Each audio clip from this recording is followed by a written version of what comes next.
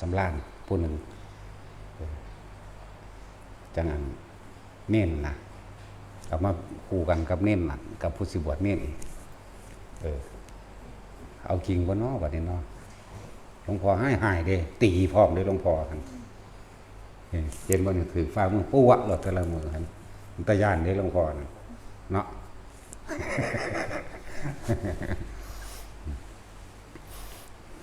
นี่เป็นครูบาเน้นแล้วอันนี้ครูบาเน้นเงานอน ครูบาเน้นตกเขากิ่งอุ้มลุ่มลงหน้าผาครูบาเน้นคือที่ออกไปตุดงไปฝึกนอนแบบเรียกว่ามีเก่งเก่าๆนะ หาวิธีนั่งหลับนั่นแหละเด็กน้อยกระซางจะคิดว่าเขาบ่รู้เลย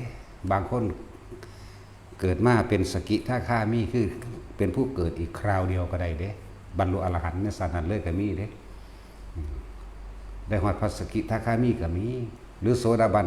7ศาสตร์3ศาสตร์ได้ทั้งนั้นเด้อย่าคิดได้ว่าเขาบ่รู้แต่อีกอย่างนึงก็คือในน้อยนี่ถ้ามันมีผู้เปิดให้เขาก็รู้ในใจเขาเองเข้าใจว่าเขามาเปิดก็คือครูบาอาจารย์เปิดหรือต่อของเดิมเพิ่มเขาก็รู้ของเขาเองนี่นั่นแหละแต่ว่าร่างกายเขาบ่ทันได้ทนหรือคือร่างกายบ่ทันได้ทนต่อความร้อนความหนาวความหิวร่างกายต่อการเดินทางไกลแต่นั้นเขาจึงเอามาฝึกที่นั่งอยู่นี่บ่แม่นเอามาว่าให้เขาไปนอนซะแบบนั้นแบบนี้เด้มันได้อีกอย่างต่างหลายอย่างความอดทนเป็นที่หนึ่งความพยายามที่จะสู้กับใจตัวเองในความเกียจข้านพยายามที่สู้กับคำสอนคำด่าคมใจความโมโหของเจ้าของเองบ่แห้งเด้มันบ่แม่นได้หน่อยๆเด้ที่เอาเด็กน้อยมานั่งอยู่ไกลๆเลยง่วงนอนตามธรรมดาถ้ามันบ่อดทนถ้ามันบ่มีความเพียรพยายามมันลุกหนีมันเครียดมันไห้เด้เห็นบ่ล่ะของเก่าเขามีก็แล้วกันนาเพราะฉะนั้นมันสิอยากบวชตั้ง5 ปีบ่ข่อยตัวบ่บรรลุมาแม่งแต่ในท้องโลดเนาะ เอาถ้าว่าโสดาศาสตร์ที่2ศาสตร์ที่3เนี่ยมันก็บรรลุมาแต่ในท้องตัวแตะก่อนเกิดพุ่นตัวนั่นแหละจังว่าพยายามอย่ามาตำหนิอันนั้นอันนี้ตัวเองบ่ได้บวชแม้นนักบวชก็สร้างที่มาตำหนิความนั้นความนี้แม้นนักบวชก็สร้างล้วนแล้วแต่เป็นการก่อความเร่าร้อนกังวลเขามาใส่ใจเจ้าของทั้งนั้นเลยอย่าลืมเลยว่าขนาดว่าโสดาปฏิมักหมายถึงว่าบ่ทันได้ผลโสดาปฏิมักนี่เป็นคนที่ มีความยินดีมีความพอใจในสงบแล้วก็มันคงหรือเรียกว่าเป็นผู้มีความเพียรมากเหมือนกันแล้วก็ยึดมั่นถือมั่นในข้อวัดปฏิบัติตัวเองเด้เวลานี่ตั้งไว้เดินจงกรมเวลานี่นั่งสมาธิเวลานี่ฟังธรรมเวลานี่สวดสาธยายธรรมบทใดบทหนึ่งท่องจำหรือท่องบนเด้เนี่ยแล้วก็สิเข่งในข้อวัดปฏิบัติตัวเองบิณฑบาตเป็นวัดสันอาสนะเดียวเป็นวัดมั่งฉันในบาตรเป็นวัดเมื่อวางมือจากหัตถบาตรคือเอามือออกจากบาตรไม่ฉันอีกไม่รับของที่รับส่งนี่พวกนี้อยู่ในขันกำลังเดินทางเรียกว่าโสดาปฏิมักบ่ท่านถึงผลตัวเครื่องสิเคร่งสิมีความปลื้มปิติปราโมทย์จิตใจสิลื่นเริงบันเทิงในธรรมอยู่ในสิ่งที่ตัวเองเฮ็ดในสิ่งที่ตัวเองกำลังปฏิบัติในตนเองแต่ว่าสิมีอยู่อันหนึ่งบัดนี้บางที่มองออกนอกเมื่อตัวเองปฏิบัติดีแล้วตรวจสอบศีลตัวเองโอ้ดี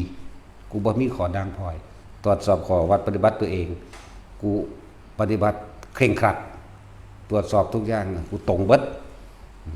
ระวังความคิดอันหนึ่งบัดนี้ลอยออกไปแอบมองผู้อื่นแล้วก็ไปตำหนิผู้อื่นทั้งที่ไม่พูดออกมาเข้าใจบ่ล่ะเหมือนกันเลยกับพระนะชื่อว่าได้ละพระนันทะเป็นชื่อว่านันทะแต่ว่าบ่เป็นพระนันทะองค์นี้อีกองค์น้องพระพุทธเจ้าเพิ่นเห็นพระมหากัปปินะเป็นทระผู้มีอายุมากแล้ว17 18 10ไปแล้วล่ะ บ่เห็นพระมหากัปปินะนั่นเดินจงกรมจักเถื่อบ่เห็นนั่งสมาธิจักเถื่อนั่นอย่างใดก็เห็นเว้ากับผู้นั้นเว้ากับผู้นี้หัวเราะผู้นั้นหัวเราะผู้นี้มีการ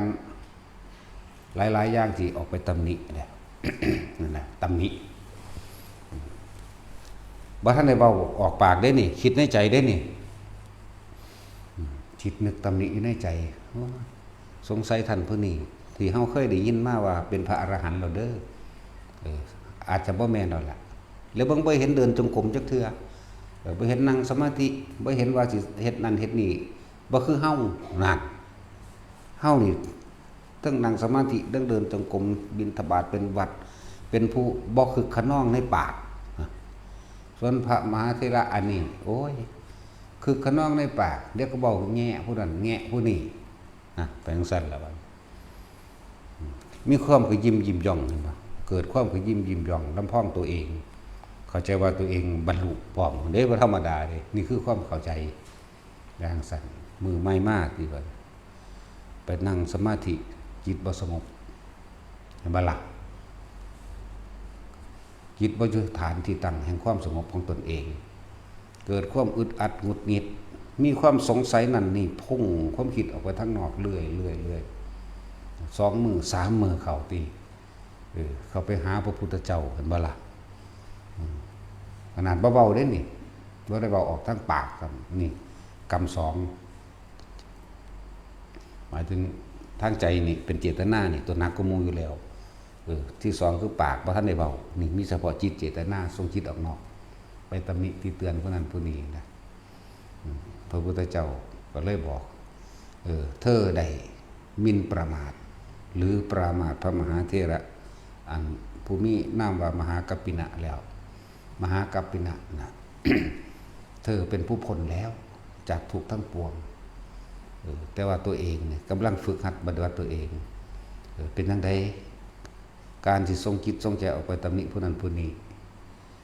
ว่าเขาเป็นแบบว่าเขาเป็นแบบนี้เธอมีความสงบเกิดขึ้นได้พอบอกไม่ได้พระเจ้าค่ะนะเพิ่นก็ไล่ไปถ้าอย่างนั้นเธอจงไปขอขมาลาโทษกับพระมหาเถระองค์นั้นเสียตามความเป็นจริงก็ไปล่ะแต่ข้าเจ้าเป็นคนซื่อเด้ยอมรับว่าตัวเองผิดแล้วว่าตัวเองเนี่ยได้ตำหนิจริงๆเขาไปกราบแทบเท่าแล้วก็นั่งกระยองพนมมือขึ้นบอกว่าข้าแต่มหาเถระผู้ข้าเนี่ยได้ตำหนิที่เตือนองค์ท่านว่าบ่มีขอวัดปฏิบัติคือขน้องปากมีแต่เล่นมีแต่ยิ้มแต่หัวกับผู้นั้นผู้นี้ก็ว่าไปข้าพเจ้าได้ว่าแบบนี้แบบนี้เห็นไหมเพิ่นก็ว่าบุคคลผู้รู้แล้วเป็นผู้ไม่มีความโกรธแล้วจะเอาอะไรกับบุคคลผู้ไม่รู้นี่นั่นแหละโทษนั้นไม่มีแก่ท่านแล้วเพิ่นก็สอนพร้อมด้วยเลยได้โสดาปฏิผลตอนนั้นเลยในขณะที่ฟังอยู่นั่นได้เห็นนะแต่คือเขาเจ้านั่งยองๆเอานั่งย่อๆพนมมือฟังบรรลุโสดาปฏิผลนั่นแหละมันมีอยู่มันมีในกรณีนี้มีหลายองค์เลยแม้กระทั่งภิกษุองค์หนึ่งบิณฑบาตเป็นคนสิสำรวมกายวาจาเมื่อนั้นไปเผยนั่นอะไรล่ะกายวาจาใจมาตลอดเลยไปบิณฑบาตในระหว่างทำการมุบาท นี่เพิ่นก็สำรวมแต่ว่าตาเพิ่นก็สอดทรายอยู่หางบ่ทันได้นั่นนี่ไม่คิดแต่ว่าน้อมเขามาแล้วเกิดความกระยิ้มย่องในตนเองว่าเฮานี่ปฏิบัติดีปฏิบัติชอบสำรวมตาสำรวมหูสำรวมลิ้นสำรวมดังสำรวมกิริยามารยาทบิณฑบาตไปบิณฑบาตไปด้วยความเคร่งครัดขรึมเหมือนเดินจงกรมไปตลอดแต่ว่าไปเห็นหญิงผู้หนึ่งกำลังหาบของย่างไปตามทางบ่เห็นเพิ่นผู้หญิงนั่นบ่เห็นเพิ่นผู้หญิงนั่นก็ไปเรื่อยเพิ่นก็ไปของเพิ่นพ่อเลยหญิงอันนี้นะตำนี้เขาเราเห็นบ่บ่ฮู้จักพระสงฆ์องค์เจ้าผู้ปฏิบัติดีปฏิบัติชอบเลยหญิงอันนี้เป็นหญิง มีความคิดต่ำซ้ำเขาบ่เห็นอยากว่าล่ะบ่เฮ็ดบ่ว่ามีพระสงฆ์องค์เจ้าเข้ามาในที่บ่มีความเคารพนอบน้อมเป็นหญิงถอยนั่นแล้วก็จนบิณฑบาตไปคนก็สันนั่นนี่เรียบร้อยแล้วเกิดความร้อนกังวลในตัวเองเด้นี่ขนาดนั้นแหละขนาดคนธรรมดากับคนก็ยังบ่ให้เฮาไปตำหนินักปฏิบัติทั้งหลายก็เป็นแนวเดียวกันนั่นแหละครับผู้ตำหนิพระมหากัปปินะพระพุทธเจ้าก็บอกคือเก่ากันนั่นแหละคนดีที่ไหนจะไปตำหนิคนอื่นใช่คนดีจริงหรือไม่นี่พระพุทธเจ้าสอนให้บอกมื้อนี้คนถามมันเป็นเมื่อวานนี่มันเป็นเมื่อวานนี่เมื่อวานนี้เธอได้ไปตำหนิใครหรือไม่สำรวจตัวเองสำรวจตัวเองก็ยังว่าตัวเองเป็นผู้ปฏิบัติดีปฏิบัติชอบสำรวมกายสำรวมวาจาตาหูจมูกลิ้นเป็นผู้สำรวมเป็นผู้มักน้อยเป็นผู้สันโดษเป็นผู้ปฏิบัติชอบตามมักมีองค์แปดว่ะพุทธยังบรรลุตัวเด่นพุทธเจ้าเธอได้ตำหนิหญิงคนหนึ่งหรือไม่จังคิดใดเห็นบ่ธรรมดาเด้นั่นจังไปคิดพ่อว่าโอ้ขอให้ท่านจงไปขอโทษเขาซะคนหนึ่งมันธรรมดาเด้พุทธเจ้าบอกก็ได้ไปขอโทษอีหลีไหมว่าดูก่อนน้องหญิงวันนั้นน้องหญิงได้เห็นอาตมาหรือไม่ผู้หญิงเลยก็บอกว่าอีฉันไม่เห็นพระมหาเถระเลยเนี่ยอีฉันไม่เห็นเลยนั่นคิดเอาเองว่าเขาบ่เคารพเจ้าของข้างแท้เขาบ่เห็นแต่ว่ามือนี่กิริยามารยาทคนละอย่างเพราะว่าเดินตรงเขาไปหาเขาพูดเขานั่งถ่ายอยู่ไกลๆคนตะกี้ว่าแต่เห็นพระนั่งปั๊บพนมมือไว้เลยเด้แม่นว่าล่ะว่าคือซุมือนี่เด้นั่งนั่นจริงๆเราบ่เห็นเพราะแต่ว่าเห็นพระองค์นั้นย่างมาปุ๊บแล้วนั่งไว้แล้วเราเห็นแต่ยังคิดว่าต้องจังซี่ได้แม่ยังคิดอยู่เด้นั่นแหละแต่ว่าก็ต้องไปถามแล้วหญิงคนนั้นบ่เห็นในมื้อนั้นผู้ขาหาบน้ำหาบของไปบ่เห็นท่านจริงๆก็เลยบ่ได้ทำความเคารพตามปกติแล้วโดยความเคารพนอบน้อมของผู้ชามีต่อพระรัตนตรัยมีมาตรการไหนๆแล้วเนี่ยก็เว้ากันบ่ละอายเองเนี่ยบ่ว่านี่เมื่อนั้นอาตมาได้คิดแบบนี้กับน้องหญิงน้องหญิงได้โปรดอดโทษให้กับอาตมาได้บ่นะนั่นเขาบ่รู้เรื่องได้ผู้หญิงคนนั้นโทษนั้นบ่มีแก่ท่านตัวผู้ขาเองก็บ่รู้เรื่องว่าท่านได้คิดประมาทแบบนี้นะอย่ากล่าวว่าอดโทษเลยขอให้พระคุณเจ้าเนี่ยได้โปรดอดโทษให้ผู้ขาด้วยเถิดมึงเขาขอโทษขึ้นธรรมดาบอกเมื่อนั้นบ่เห็นจริงๆนั่นจังซั่นแล้วธรรมดาบอกนั่นแหละ คือหลวงปู่ดูเพิ่นเว้าคนดีเขาไม่ตีใครหรอกนั่นบ่ล่ะเลยเพิ่นว่าไปแบบนั้นนักปฏิบัติธรรมจริงๆก็ต้องสำรวมตัวเองนั่นแหละอันนี้คือเป็นเรื่องส่วนเฉพาะในตัวเองเฮา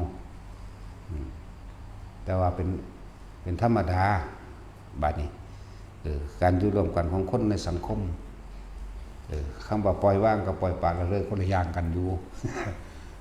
จากอะไรก็ในเมื่อมันมีผู้มาพ่านอันธพาลกับเฮา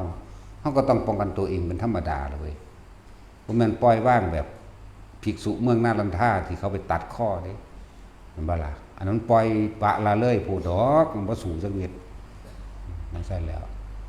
พวกมุสลิมเติกเผาเมืองนาลันทาฆ่าพระเป็นหมื่นเป็นแสนนี่บ่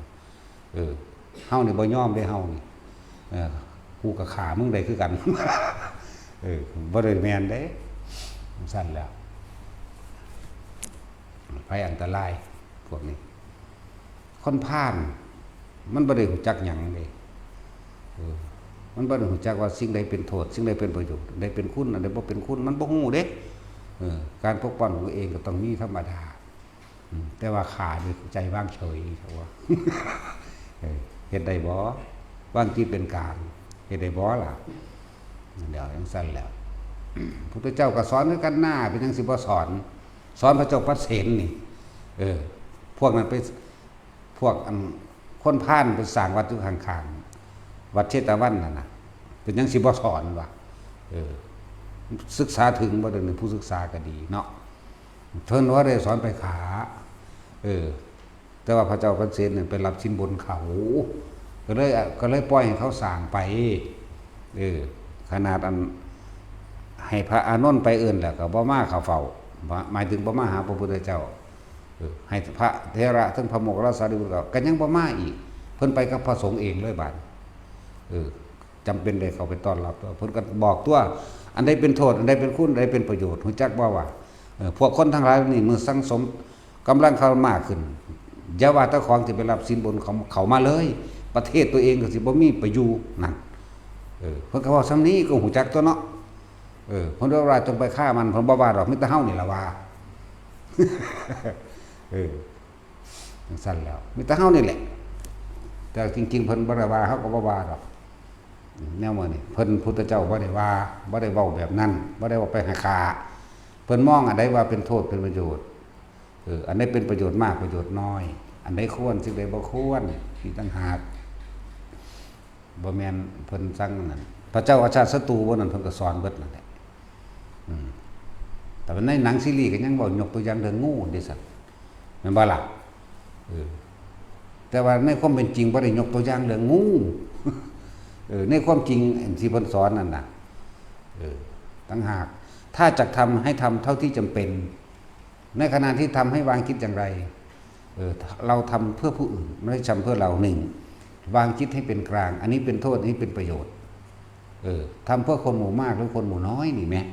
นี่เพิ่นสอนแนวนี้เพิ่นบ่ได้ว่าให้ฆ่าดอก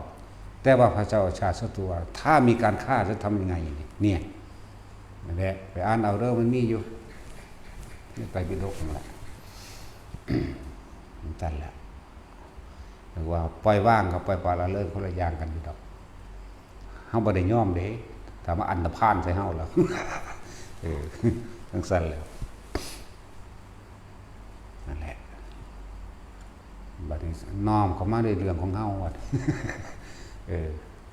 คือคำเว้าหลวงปู่หมั่นเฮาก็จังจื้อบ่ได้ลืมจักเทื่อเด้การตำหนิติเตือนบุคคลผู้อื่นแม้นผู้นั้นจะผิดจริงก็ตามปาดตัวธรรมดาเด้แม้นผู้นั้นจะผิดจริงก็ตามก็เป็นการแส่เรื่องเร่าร้อนกังวลเข้าสู่หัวใจเจ้าของดีๆนี่เองเนี่ยจะไปว่าอะไรกับบุคคลผู้เขาถูกมันบอกผู้เขาถูกผู้เขาเป็นถ้ำบาปกรรมนั้นซ้ำสองสัตว์เก่าหลายกว่าเก่าคนที่ผิดเฮาก็กังวลเร่าร้อนอยู่แล้วเนาะเหมือนกันกับพระยังล่ะนั่นทะที่ตำหนิพระมหากัปปินะหรืออีกองค์หนึ่งหนังละที่ไปตำหนิคนหาของอยู่นั่นแน่เขาบ่เห็นซ้ำเลยเจ้าของคันฮ้อนเอาเองเนาะอันนั้นจังซั่นแล้วสิไปว่าหยังกับผู้เพิ่นบ่มีความผิดแถมซ้ำเป็นผู้บริสุทธิ์นักก็เก่าเลยว่าธรรมดาสังเกตเบิ่งโลดอันคือพวกไล่พระนั่นแหละพวกไล่พระจังซั่นจังซี่หาจับพระซื้อแบบนั้นแบบนี้เห็นบ่ผีมาเกิดนำเข้าใจบ่ล่ะรู้จักบ่ผีมาเกิดน้ำหนาคือผีนี่เห็นบ่เป็นที่นาขยะขยงนี่บ่ล่ะนั่นเป็นเรื่องกรรมของเขาอันนี้เฮาเว้าเพื่อเป็นคติมาเตือนเฮาเองเฮาบ่ว่าเขาเพราะว่ากรรมของเขาเข้าใจบ่ดิเพียงแต่นำเขามาเป็นคติตัวอย่างซื่อจังซั่นล่ะผู้ใดอยากพ้นก็จะสนผู้ใดนั่นแหละแต่ว่าถ้ามีคนมาเฮ็ดให้เฮาเดือดร้อนก็ว่องใจก็เมียนแมงโลดเฮาอยู่แต่เฮาเด้เฮาบ่เคยออกไปรังควานไผเด้เนาะนั่นแหละเฮานี่เอาชีวิตแลกแล้วล่ะกับธรรมะจักแล้วล่ะตายก็ตายกับความจริงอันนี้ตายกับสัจจะตายกับการที่ทำประโยชน์เพื่อผู้อื่นใดเด้มึงมากกูยิงมันบ่เห็นหยังมันก็ตายอยู่แล้วนี่มันบ่สั่นเป็นจังสิคือสิบ่กล้าตายเพื่อผู้อื่นใดกันภาษาตายกูตายมาหลายครั้งตัวเนาะนั่นแหละชีวิตที่มีคุณค่าที่สุดก็คือชีวิตที่ได้ทำเพื่อผู้อื่นสละเพื่อผู้อื่นโดยไม่หวังสิ่งใดตอบแทนแต่เห็นประโยชน์จากว่าเห็นประโยชน์อันเป็นกุศลและสาธารณกุศลอันเป็นประโยชน์ต่อผู้คนในหมู่มากทั้งชาตินี้และชาติหน้าพร้อม อันนี้เขาเฮ็ดได้อยู่แล้วมานั่นแหละผมบ่เข้าใจดอกซ้ำอันสิมาเว้าซ้ำนี่เนาะหนังสือพระไตรปิฎกเบิดทุกฉบับอันบ่ว่าสิเป็นจุฬาบ่ว่าสิเป็นสธรรมภักดีบ่ว่าสิเป็นของมกุฏอ่านเบิดพุทธวจนะที่อาจารย์คิดดึงขึ้นมาต่างหากอ่านเบิด13เล่มที่เบิ่งเอาแล้วก็มานอกพระไตรปิฎกอีกแล้วก็ประวัติต่างๆประวัติเฉพาะต่างพระโมคคัลลาสารีบุตร80องค์ไล่มาฮอดพุ่นน่ะนั่นแหละขนาดนั้นเด้เฮาใส่ใจขนาดนั้นเด้สิไปสนอีหยังกับคนบ่จักถีบเนาะไล่มาประวัติพุทธโฆษาจารย์ประวัติอันเท่าที่มีในโลกนี่ค้นขวายมาอ่านเบิดนั่นแหละบ่แม่นว่าแตพระในไทยเฮาเลย พระอชิตะหลวงปู่ทวดหลวงปู่ดูหลายคนดอกเพราะว่าเฮาเป็นผู้บรรลุเฮาก็เลยต้องอาศัยความรู้จากเพิ่นอย่างนั้นล่ะประวัติองค์นั้นองค์นี้มีเท่าไหร่ที่มีให้อ่านปึ๊ดเพราะว่านำมาเป็นทางของเจ้าของเองเพราะว่าเฮาบ่เป็นคนรู้เฮาบ่เป็นผู้รู้เป็นคนโง่จักล่ะก็ต้องอาศัยความรู้จากเพิ่นพอได้เป็นแนวทางนั่นแหละหลายกว่านั้นที่อ่านมานั่นน่ะสิว่าหยังกับอันตั้งแต่หลวงปู่เสาหลวงปู่หมั่นเฮานี่ไล่เบิดทุกองค์100กว่าองค์ในประวัติของเพิ่นในประวัติทั้งเบิดที่มีอยู่ในลูกศิษย์หลวงปู่หมั่นลูกศิษย์หลวงปู่ปานมื้อนั้นอาจารย์หลวงปู่ปานหลวงพ่อสุนมื้อนั้นไล่ไปที่ล่ะเบิดแล้วหลวงปู่ปานหลวงปู่สุนมื้อนี้วิชาเพิ่นหลวงปู่สุนนั่นบ่ล่ะเพิ่นสหธรรมิกเพิ่นหลวงปู่โหน่งอินทสุวรรณโนมื้อนี้ไล่ไปที่ล่ะพระภาคใต้พระภาคเหนือเบิดแหละท่านพ่อคล้ายมื้อนี้นำเข้าไปเยอะเพื่อหยังเพื่อว่าสิมาเป็นแนวทางให้เจ้าของบ่มีความรู้นั่นแหละว่ากว่าสิมาเว้าอยู่จังซี่ได้ผมว่าธรรมดาเด้มันกันกองคือกันอยู่เด้เนาะ มันขัดแล้วขัดอีกกันกองแล้วกันกองอีกอยู่มันธรรมดาเด้นั่นแหละพุทธชิโนรสจังซี่ประวัติเฉพาะวัดภิกษุณีอีก14องค์อันเป็นผู้เลิศนั่นบ่ล่ะ13องค์เลิศแต่ละทางแม้ภิกขุณีอุปทานจังซี่โอ้ยทั้งอ่านทั้งซึ้งไปนำไม่ธรรมดาว่ะประวัติพิเศษหรือนั่นของพระราหุลจังซี่พระราหุลในบรรดาการทำคุณประโยชน์ของกับมนุษย์นี่บ่หลายแม่นบ่ล่ะมื้อพระราหุลบรรลุพระอรหันต์เนาะอายุบ่ยืนได้พระราหุลเมื่อพระราหุลบรรลุอรหันต์คนที่เคยทำบุญนำกันกับเพิ่น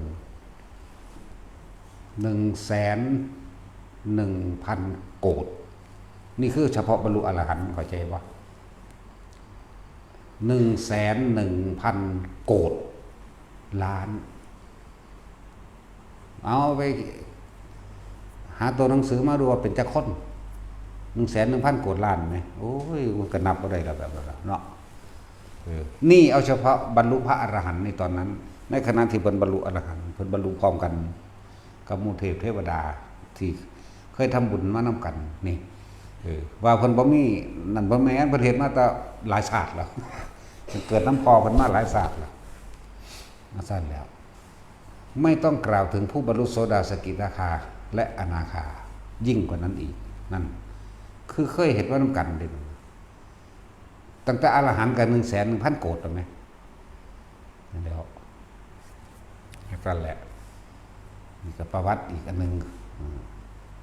อันเฮาก็สืบลึกเข้าไปเอาพวกบรรลุอรหันต์มาแบบใดชาติใดมาแบบใดอีกได้บัดนำเข้าไปไหลเข้าไปโอ้เขาจะเฮ็ดมานำกันแบบนี้สั่งสมไว้คือพวกเฮาสั่งสมเดียวนี่แหละถือว่าทุกอย่างมีคุณค่ามีประโยชน์เบิดเด้อ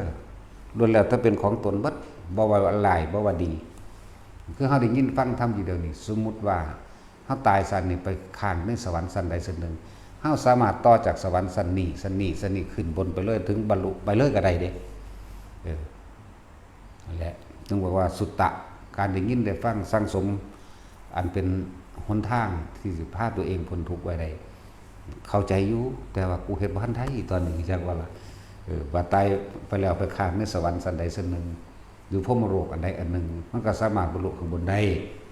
โอ้ยหลายกระดอนเนาะ หนึ่งถือเอาเฉพาะพระรัตนตรัยอย่างเดียวคำสอนพระพุทธเจ้าพระพุทธเจ้าแปลว่าเจ้าแห่งผู้รู้จริงทั้งหมดจึงเรียกว่าพระพุทธเจ้าพุทธะแปลว่าจริงอยู่แล้วจากบอกเจ้าแห่งผู้รู้แห่งความจริงทั้งหมดธรรมะคือความจริงที่พระศาสดานำมาพุทธะกับธรรมะแต่จะแยกก็แยกบ่ออกเหมือนว่าอะไรเป็นอันเดียวกันนั่นแหละสังขะคือตนเองคือตัวเฮาเองนั่นแหละมีเฉพาะพุทธธรรมสงฆ์อย่างอื่นไม่ถือเข้าใจว่าท่านธรรมดาคือเขาบอกมีความเชื่อว่าสิ่งศักดิ์สิทธิ์ทั้งหลายจะโดนบันดาลเลิกงามยามดีทั้งหลายจะโดนบันดาลลายมือลายตีนลายหยังก็แล้วแต่มันบ่สนใจตัวนั้นเข้าใจว่าล่ะถ้าบ่ได้สนใจสิ่งศักดิ์สิทธิ์ถ้าบ่ได้สนใจ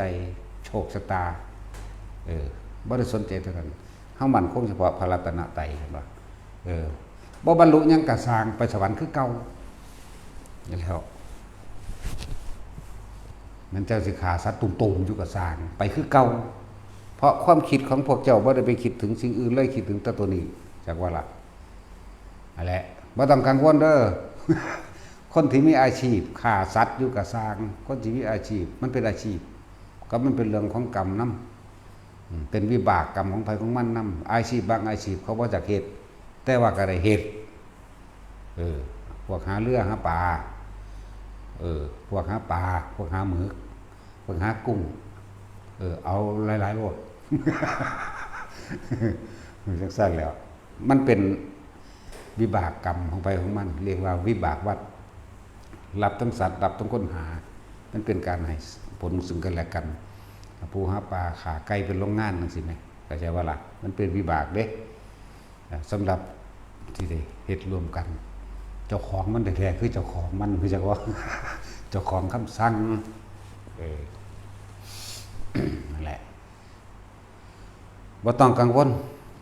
คนที่มีอาชีพที่ก็บ่แม่นว่าเฮาสิถึงเอาแต่ยอดอย่างเดียวดอกเป็นธรรมดาคือพวกเฮาก็เคยทำมาหากินขาปูขาปลามาก่อนทั้งเบิดนั่นแหละเคยลักเคยเฮ็ดผิดมาเบิดนั่นแหละทุกคนแต่ว่าเมื่อถึงเวลาแล้วเมื่อถึงว่าจากสร้างสมบุญก็คือต้องการทรงชาติเจริญชาติด้วยลมหายใจนี่เองถึงเวลาลู่ลมเลยเขาการทรงชาติเลยนั่นแหละฝึกเอาตัวเอาเวลานี่หากินไปขาไปเฮ็ดไปมันบ่ซั่นแต่เวลาทรงชาติก็ทรงไปนี่มันสิค่อยๆผ่อนออกดอกอันแนวเฮาบ่อยากเฮ็ดนั่นนะมันจะค่อยๆผ่อนออกเป็นไปเองดอกขอให้ทุกคนอย่ากังวลแต่ละอันแต่ละอย่างอยู่ในปัจจุบันมันจะว่าเปรียบเทียบนะงวยโจรองคุลิมานยังหน่อยเด้อขาคนไหมเนาะคือบรรลุได้อยู่สั่นก็คำภาวะคำว่าหยุดแล้วอย่างที่พระเจ้าให้แต่ยังไปคิดถึงอดีตว่ากูขาคนหันมันก็เป็นแต่อดีตอนาคตไปเบิดตัวอนาคตคือเศร้าหมองมันวะคิดถึงความว่าได้ข่าวคนนั้นได้ข่าวคนนี้เนี่ยตอนนั้นถ้าตายตอนนั้นอนาคตคือเป็นตลกนั่นแล้วแต่ว่านี่เพิ่นฟังคำพระพุทธเจ้าบอกว่าอยู่ในปัจจุบันอดีตคือสิ่งที่ผ่านไปแล้วอนาคตยังมาบ่ถึงบ่สมควรสิคำนึงทั้งสองอย่างเพราะอดีตกับอนาคตคือสิ่งเดียวกันให้รู้อยู่ในปัจจุบันเพียงลมหายใจเนี่ยเพิ่นบำเพ็ญความเพียรเพิ่นอยู่14มื้อนึงเด้เป็นจังซั่นล่ะ14มื้อขนาดบรรลุแล้วได้บาทนึงไปบิณฑบาตเห็นบ่วิบากกรรมเขาฟาดค้อนอยู่ขั้วโลกเหนือพุ่นปูหัวใส่หัวเพิ่นคือเก่ามันแปลกว่าล่ะนี่บรรลุแล้วบัดนี้เพิ่นก็รู้สึกซื่อๆแต่เพิ่นบ่คิดบ่นึกจังอื่นอีกเพิ่นเข้าใจแล้วจักว่าล่ะเขาฟาดค้อนใส่หมกม่วงอยู่ทางใดแล้วเวินมาใส่หัวเพิ่นปูหัวโลดเลือดอาบเบิดตำหวนเด็กน้อยดึกกว้างก้อนหินก้อนดินทั้งอื่นก็ยังมาใส่กับหัวเพิ่นนี่นั่นแหละแต่ว่าเพิ่นรู้แล้วสิ่งทั้งหลายทั้งปวงเหล่านี้จะทำอะไรกับเราได้เพราะคำว่าตัวตนไม่มีแล้วแก่เราแน่มันยังตะร่างกายหลับเอาซื่อๆนั่นล่ะ มันสั่นแหละไปบิณฑบาตก็บ่ค่อยได้กินดอกจนกว่าว่าพุ่นละได้ไปซอยคนออกลูกนั่งมันออกลูกอยู่ตั้ง7 มื้อก็บ่ออกเก็บท้องออกโอ้ยในหนังก็เห็นออกที่เกวียนเนาะในซีรีส์เนาะบ่แม่นเกวียนได้อยู่ในหมู่บ้านเด้ความจริงมันน่ะเขาเฮ็ดจังซั่นก็จริงของเขาก็ได้ เพิ่นไปบิณฑบาตในหมู่บ้านคนแตกหนีเบิดคนยานองคุลิมานมาแล้วเท่านั้นผู้ปิดบ้านก็ปิดซ่องปองบางนิดน้อยก็ซ่องผู้ปิดบ้านผู้หนีเข้าป่าก็หนีเด้ได้ยินแต่เสียงโอดครวญห้องโอ้ยเก็บอยู่ก็เลยเข้าไปถามว่าเป็นอีหยังล่ะโอ้ยมันเก็บทองออกลูกมา7 มื้อแล้วล่ะบ่ทันออกดูซั่นโดยจิตใจของเพิ่นเมตตาว่าอยากให้เขาเจ็บปวดเฮ็ดจังใดดีเนาะสิซอยเขาได้นั่นแล่นกลับขึ้นไปหาพระพุทธเจ้าพระพุทธเจ้าเลยบอกให้ใส่สัจจกิริยาเห็นบ่นั่นแหละจึงเฮาจังทองว่าเป็นคาถาออกลูกง่ายอัญญโตหังภคินิอริยายะชาติยาชาโตนั่นแหละพุทธเจ้าบอกที่แรกว่าตั้งแต่อาตมาเกิดมาที่จะไม่เคยคิดทำร้ายบุคคลผู้ใดเลยด้วยสัจจะอานี้ขอให้น้องหญิงกระต่อทั้งลูกในครรภ์ของน้องหญิงจงได้รับความปลอดภัยสวัสดีโสภาคด้วยเถิดในเพิ่นเป็นคนซื่อเด้เว้าจังซี่บ่ได้ดอกพระเจ้าข้าซั่นตัวกับผมเองนี่เกิดมานี่บ่รู้เรื่องอีหยังฆ่าคนมาจนทุกวันนี้พุทธเจ้าก็เข้าใจว่าเขาต้องบอกใหม่เลื่อนว่ายะโตหังภคินิอริยายะแต่กี้บ่มีอริยายะเด้จักว่าล่ะแต่แปลเป็นภาษาเฮามันเข้าใจง่ายตั้งแต่อาตมาได้บวชว่าจังซี่ก็ได้จักว่าล่ะมันแปลยะโตหังภคินิอริยายะชาติยาชาโตชาติคือเกิดตั้งแต่อาตมาเกิดมาที่จะจงใจตะกี้บ่ทันมีอริยายะเข้าใจบ่ล่ะบัดนี้เป็นยะโตหังภคินิอริยายะดูก่อนน้องหญิงตั้งแต่อาตมาเกิดมาโดยอริยชาติแห่งการบวชนี้ที่จะมีจิตใจทำร้ายเบียดเบียนให้ผู้ใด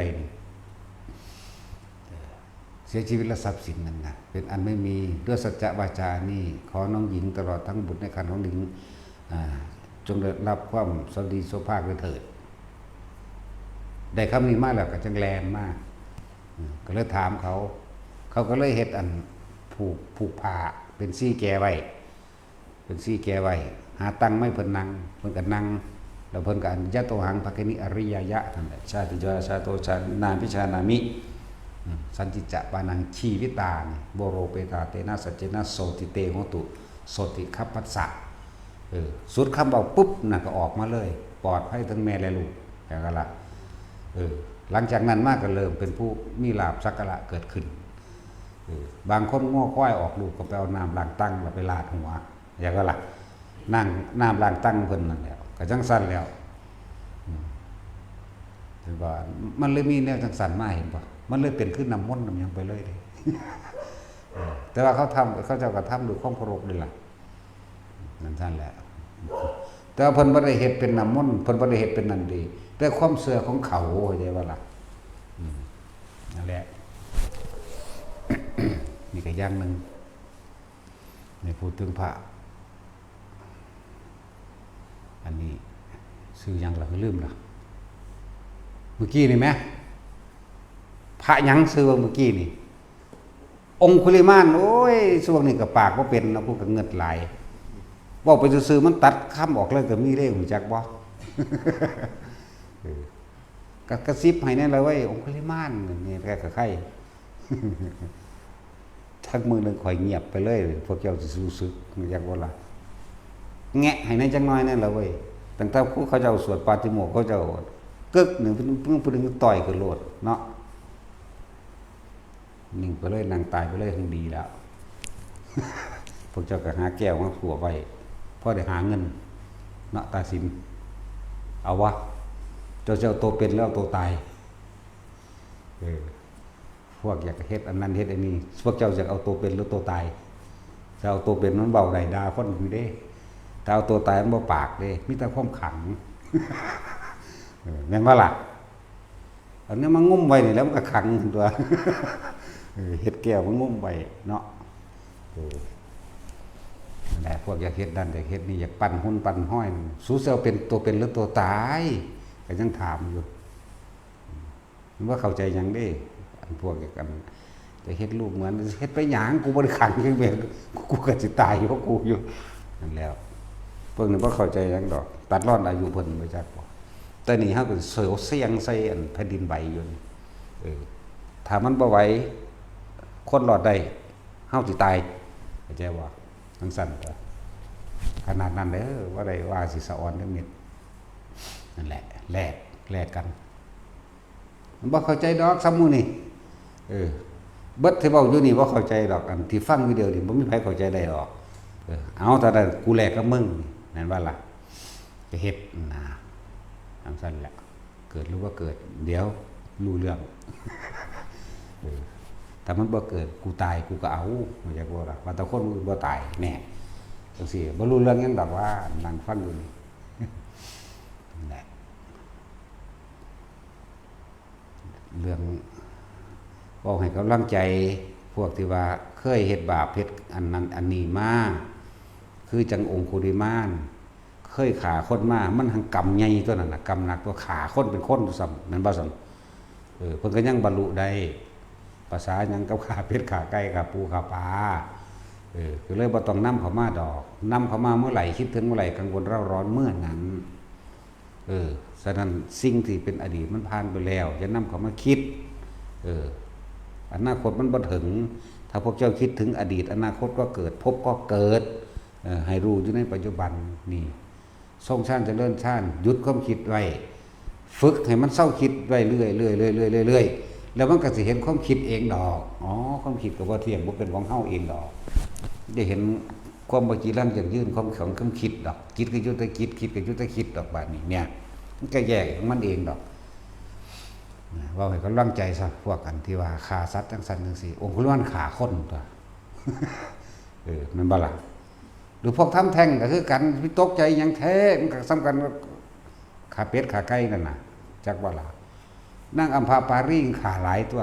คือว่าบรรลุพระอนาคามีพุ่นแม่นบ่ล่ะเดี๋ยวจังมาออกลูกไว้เป็นโสเภณีนั่นก็คือนั่งศิริมากับมุนีเด้ครับลูกพระเจ้าพิมพิสารศิริมากับหมอชีวกเลยสักจังซั่นแหละ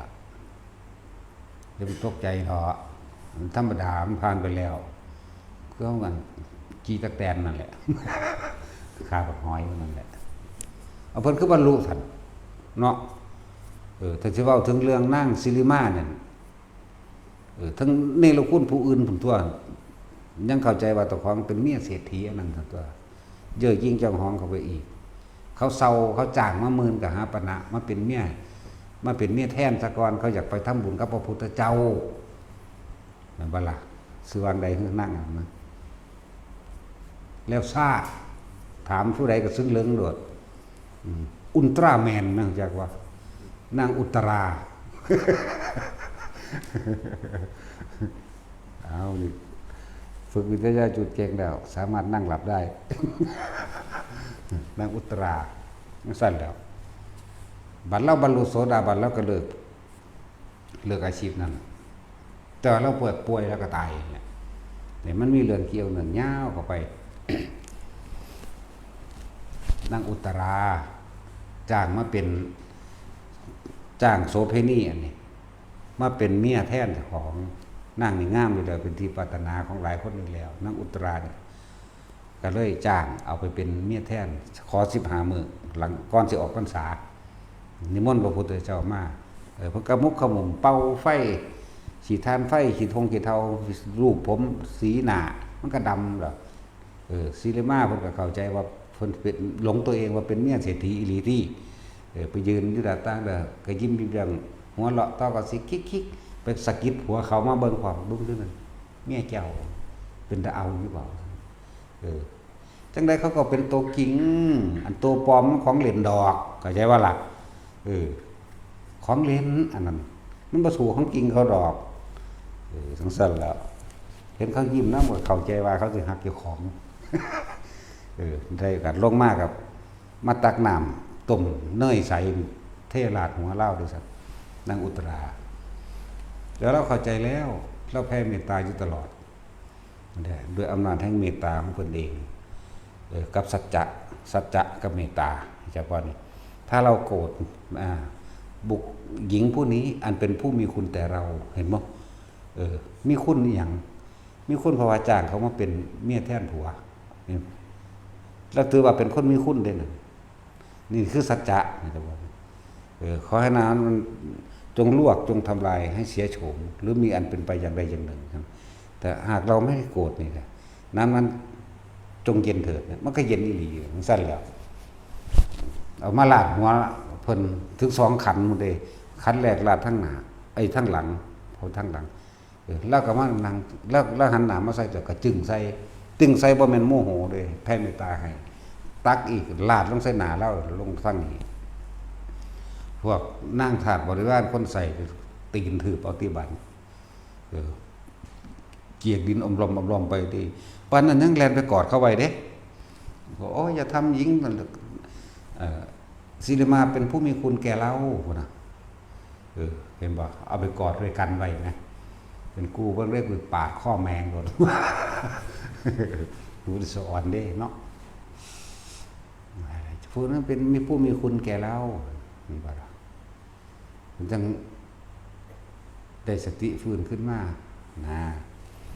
ก็ว่าขอโทษที่จริงคำว่าขอโทษบ่แม่นขอโทษจากใจจริงเด้ขอโทษยันถึกตีนตายพวกนั้นพวกถือโดนฟื้นไว้สิฟาดนี่ก็มีอยู่อย่างก็ล่ะพวกคนใส่เขานั่นน่ะโดนฟื้นเขาถือไว้นำมึงปล่อยมาเมื่อไหร่กูจะเมียนมึงเมื่อนั้นมันบ่นะขอโทษเพราะว่าย่านเจ็บย่านตายย่านเสียโฉมอาจจะว่านี่ศิริมานี่ก็ดีเขาได้ขอโทษแล้วเพิ่นมีปัญญาชั้นฉลาดบัดนี้ถ้าบิดาของเราอดโทษให้แก่เธอเราก็อดโทษตามบิดาของเราได้เข้าใจว่าเป็นเศรษฐีมันเด้เป็นเมธิกาเศรษฐีหรือสุมนาเลยลืมซื้อแล้วเข้าใจว่าเป็นผู้นั้นเป็นพอที่ไหนใดคือพระพุทธเจ้าพรุ่งนี้บิดาของเราจะมาเห็นบ่ถามไปถามบิดานั่นคืออะไรคือพระพุทธเจ้าเพิ่นก็พาเข้าเฝ้าพระพุทธเจ้าของคนบ่เคยทำบุญเนาะขนาดบ่เคยทำบุญเด้พุทธเจ้าเทศนาให้ก็เลยบรรลุพระโสดาบันเห็นบ่แต่ว่ากลับไปก็ป่วยนั่นแหละจังว่ามันมีภิกษุองค์หนึ่งภิกษุองค์นั้นในสมัยปลายสมัยของพระพุทธเจ้ากัสสปะเคยท่องกุศลธรรมะอกุศลธรรมะนั่นแหละเป็นปดุภิกษุองค์หนึ่งกำลังท่องบทกุศลคืออภิธรรมนั่นบ่ล่ะแต่ปลาดุกตัวนั้นลอยไปตามขางเรือไปฟังหลังจากไปถึงขางสะของเขาจอดเรือเด็กน้อยหาปลาสมศักดิ์ตายสับไปเกิดสวรรค์แล้วภิกษุนั้นเรามาเกิดไอเทวดาปลาดุกคนนั้นเทวดานั้นเลยมาเกิดในสมัยพระพุทธเจ้าเฮาโคดมไปบิณฑบาตหลังจากนั้นนั่งสิมาเริ่มใส่บาตรเด้อย่าบาละบาตรเริ่มใส่บาตรมือ2 มือแล้วก็ป่วยปากก็เป็นเตอๆไปตานึงนี่ขนาดนั้นยังงามนั่นหมายถึงภิกษุองค์นั้นภิกษุปาดุภิกษุดุหลวงพ่อดุมันจึงสิชื่อได้ทั้งสั้นแล้วหลวงพ่อดุแล้วกินบ่ได้นอนบ่หลับบัดนี้เกิดความเร่าร้อนกระวนกระวายโดยราคะเห็นบ่มีความปรารถนาป้าโตขนาดป่วยยังงามขนาดนี้สว่าบ่ป่วยสิขนาดใดเด้บัดนี้แล้วต่อไปอีก7 มื้อตายที่พุทธเจ้าบอกอย่าฝังแล้วก็อย่าเผาให้เอาไปทิ้งไว้ในปราสาทพิดิบจัก4-5 มื้อมันก็คืนอื่นแล้วคนเนาะป่วยยำยางอยู่แล้วบาดนี่เพิ่นก็เอิ้นประชาชนชาวเมืองมาแล้วพุทธเจ้ามาบาดนี้เพิ่นก็ไล่ภิกษุดุกันไล่หลวงพี่ดุกันไปแล้วก็ให้ไปนั่งใต้ร่มได้บ่แล้วก็แถมซ้ำให้นั่งเอาหัวเข้าจุอีกธรรมดาบ่มึงนั่งอยู่หั่นเพิ่นก็เทศไปกุศลธรรมะสิ่งที่เป็นนี่เป็นกุศลอันนี้เป็นอกุศลอันนี้สิ่งที่เป็นกุศลสุขหรือทุกข์ทั้งหลายล้วนแล้วแต่เฮาสั่งสมบุญเข้ามากุศลธรรมะกุศลธรรมะปัญญากตาสุขายเวทนาจะสัมปยุตตธรรมะนั่นเป็นภาษาเพิ่นภาษาเฮาว่าจังซี่เนี่ยอันนี้เป็นกุศลคือความสุรสลาดอันนี้เป็นอกุศลคือความโง่ ทำแล้วก็ทำให้ตัวเองเดือดร้อนอภยากตาธรรมาอันนี้คือยังสิ่งที่เป็นกลางๆอยู่ทั้งที่เป็นกุศลและไม่กุศลก็ไม่ใช่แต่กุศลนี่ทำให้เกิดสุขสุขายะเวทนายะสัมปยุตตาธรรมาอสุขายะเวทนายะอันนี้สิ่งที่เป็นอกุศลทำให้กังวลและเล่าร้อนมันก็ใส่เทศไปนั่นแหละนั่นแหละพูดกันนั่งดมอยู่ที่ นั่งดมกินศพมันนะศพนั่งสิริมานั่นแล้วเทศจบกับบรรลุอรหันต์พอดีหลวงพ่อทุกข์นะหลวงพ่อปาดุกก็เลิกบรรลุอรหันต์ตัวเอาวรบาทอยู่ส่วนไปยังไงเลยไปมันตัวนั่นแหละเลยมีการสวดอันกุศลามาเลยเท่าสมือนี้ที่จริงพระพุทธเจ้าเทศบอกสอนคือเฮาเทศเดี๋ยวนี้แหละบัดซุ่มว่าฝรั่งเอาไปแปลก็สิมาทองเอาคำแปลคำบอกเฮาเปรียบเทียบอยากว่ามันสั่นหลายอย่างก็ให้กำลังใจแต่ละคนสิ่งที่มันผิดพลาดไปแล้วว่าต้องไปกังวลถึงจากว่าจะเป็นน้ำผมมาองคุลิมานขาคน1,000 กว่าคนบ่แม่น999บ่แม่นยืนยันว่าบ่แม่นเลย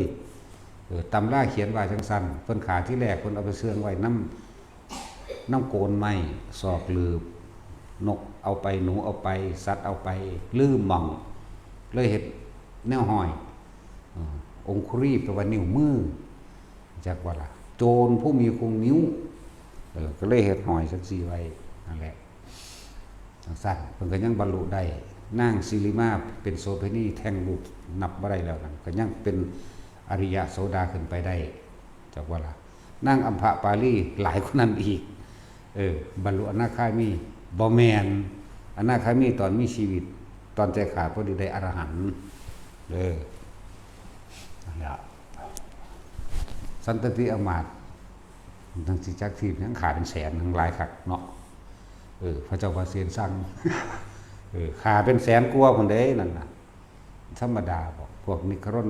อีกกลุ่มหนึ่งเด้บ่แม่นกลุ่มนี้บ่แม่นกลุ่มคู่ทั้ง6เด้บ่แม่นพวก6นี่อีกตั้งหาก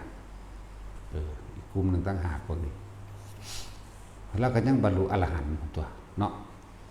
เมื่อสิบรรลุแม้ยังเมาทั้งข้อสร้างสะเลงเองอยู่ยกมือพนมขึ้นก็คือผีนี่เดวสักลากขึ้นแต่คนเคารพพระพุทธเจ้าจักว่าแล้วว่านั่งสนมตายที่บ่าย 3ตัวแลนออกไปหาพระพุทธเจ้าผลหูจักว่าบ่าย 3มันเด้บ่าย 3 โมงพระพุทธเจ้าเทศ4 ค่ำเด้ล่ะบรรลุอรหันต์แต่ก็ตายในมื้อนั้นเลยเป็นหยังคือว่าบรรลุอรหันต์เขาจะเอาไปเผาแล้วกระดูกเป็นพระธาตุเฮาฟังเบิ่งคือง่ายอยู่เนาะเอาง่ายๆนี่แหละจะไปเว้าเรื่องอดีตเล่าเถอะมันสิเป็นตายากโพดอดีตคือแบบนี้นี่มันกำลังฉุดอยู่นี่เห็นบ่ครับนี่ฝึกทั้งได้ความอดทนทั้งได้ความเพียรเด้ศูนย์ให้หลวงพ่อปานใดก็ได้อดเอาเนาะย่านถึกไล่หนีเครียดปานใดก็ได้อดเอานี่เห็นบ่ทั้งความอดทนทั้งความเพียรพยายามมันตั้งลำได้เถอะนาเนาะจากแล้วมันสิไปเอาเมียทั้งใดก็บ่รู้แล้วนะตัดสินมันก็แน่ดอกมันแน่จักอย่าง ให้กำลังใจคนที่เคยทำผิดพลาดคนที่บ่เคยผิดพลาดบ่มีดอกถ้ามันดีมันบ่มาเกิดดอกไผก็เลยเนาะตัวเฮาเองถ้ามันดีมันก็สิมาเกิดหามันหยังมันเว้าอยู่นี่บ่สั่นแหละให้กำลังใจคนที่เคยผิดเคยพลาดบางคนฆ่าผัวไปบวชภิกษุณีจังก็ล่ะบางคนหนีแล่นน้ำผัวเขาจะเอิ้นแล่นน้ำกันตะกี้เนาะได้ลูก2ว่าสิพากันมาเยี่ยมบ้านผัวถึงงูกัดตายหนีไปสิข้ามแม่น้ำอุ้มลูกผู้นึงข้ามไปแล้วคุณลูกน้อยเอาไว้ข้ามฟังคุณลูกใหญ่เอาไว้พี่นกอินทรีไปเอาลูกบินหนีไล่ได้สั่นลูกใหญ่เขาจะว่าแม่เอิ้นโดดลงน้ำตายซ้ำก็เป็นบ้าไปทีละปตจาราเนาะขับรถดอกเขาเอิ้นซื้อมาก่อนนั่นถ้าว่าไผฮื้อนั่นซึ่งเหลิงเสเบเนาะ อันนี้ครับอันนี้ ถ้าเอิ้นถามมันสูงใดขึ้นโอ้ยเฮ็ดตาลอยๆ อยากจะถามนั่นครับแล้วนะ ภิกษุณีบางองค์ถีบผัวลงเหวไปบวชบรรลุอรหันต์เห็นบ่ได้นั่งโจร500ดังคักตัวผู้ยิ่งโจรก็มีเด้บ่ธรรมดาเด้จังซั่นแล้วแต่ยังมีมื้อนี้สนับสนุนคนเลวให้เป็นคนดีสำพวกเฮาว่าได้มีหยังผิดพลาดหลายดอกสำมื้อนั้นน่ะเขาทั้งฆ่าคนทั้งปล้นจี้มันธรรมดาบ่จังซั่นแล้วนายโจรฆาตมันสิเฮ็ดหยังจักเทื่อภาษาลิบุตรไปเทศน์โปรดเอาไหมบรรลุอนาคามีว่าซั่นอนาคามีอยู่ตอนนั้นแต่ว่าใจสิขาดแต่เขาอรหันต์เลยจังซั่นแล้วนั่นแหละอย่ากังวลอย่าน้อยใจอย่านำเข้ามาในเรื่องที่มันเฮ็ดให้ตัวของเราร้อนให้อยู่เข้าว่าปัจจุบันเมื่อถึงเวลาทรงชาติก็ทรงที่เบิ่งลมก็เบิ่งลมไปที่ภาวนาก็ภาวนาไปสวดมนต์ก็สวดไปก็สิไปสนอีหยังกับมันสิไปคิดไม้มันเล่าร้อนกังวลเฮ็ดหยังเนาะนั่นแหละที่ดีที่สุดที่เฮ็ดง่ายที่สุดคือลมหายใจบ่เลือกการบ่เลือกเวลาบ่เลือกสถานที่พร้อมมีแต่ความคิดของเฮาน้อมเข้ามาทำความรู้สึกตัวอยู่ในลมหายใจโลดทรงชาติโลดบัดสิตายมามันหังชินกับสิ่งนี้เองดอกเข้าใจบ่ล่ะเอาสมาทาน